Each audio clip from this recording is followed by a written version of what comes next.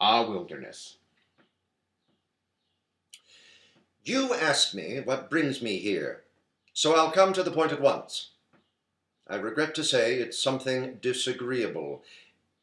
Disgraceful would be nearer the truth. And it concerns your son, Richard. Oh, come now, Dave. I'm sure Richard hasn't... And I'm positive he has. You're not accusing me of being a liar, I hope. No one said anything about liar. I only meant you're surely mistaken. I'm not mistaken. I have proof of everything in his own handwriting. Let's get down to brass tacks. Just what is it you're charging him with? With being dissolute and blasphemous. With deliberately attempting to corrupt the morals of my young daughter, Muriel. Then I'm afraid I'll have to call you a liar, Dave. I thought you'd get around to that. So I brought some of the proofs with me. I've a lot more of them at home. These are good samples of the rest. My wife discovered them in one of Muriel's bureau drawers, hidden under the underwear. They're all in his handwriting. You can't deny it. Anyway, Muriel's confessed he's wrote them. You read them and then say I'm a liar. Evidently, you've been too busy to take the right care about Richard's bringing up or what he's allowed to read. Though I can't say why his mother failed in her duty. But that's your misfortune and none of my business. But Muriel is my business, and I can't and won't have her innocence exposed to the contamination of a young man whose mind, judging from his choice of reading matter, is as foul as Why, you anything damned old fool. But I'll bet you'd find Muriel knows a lot more about life than you give her credit for, and can guess a stork didn't bring her down your chimney.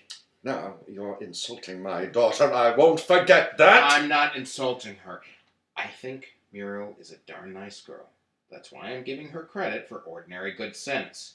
I'd say the same about my own Mildred, who's the same age. I know nothing about your Mildred, except she's known all over as a flirt. Well, I knew you'd prove obstinate, but I certainly never dreamed you'd have the impudence, after reading those papers, to claim your son was innocent of all wrongdoing. And what did you dream I'd do? Do what is your plain duty to do as a citizen to protect other people's children. Take and give him a hiding he'd remember to the last day of his life. You'd ought to do it for his sake, if you had any sense.